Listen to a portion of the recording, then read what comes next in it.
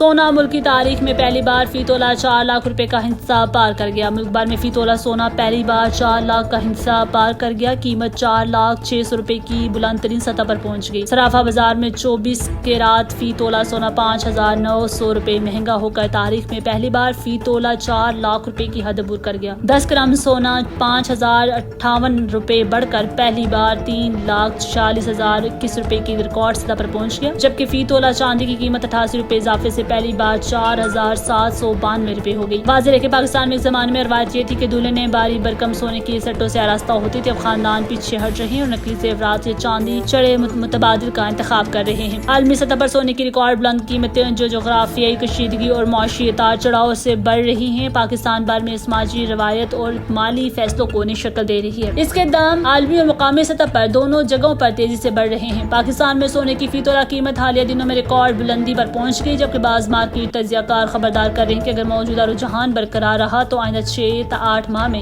4,50,000 रुपए तक जा सकती है। बैन अवी सतह पर सोने की कीमतों में इजाफा, जोग्राफियाई गैर यकीनी सूरत हाल, मरकजी बैंकों की ज़ख़ीरा अंदोज़ी और अमरीका में मालियाती पॉलिसी की तब्दीलियों के इम्तिजाज का बाइस है।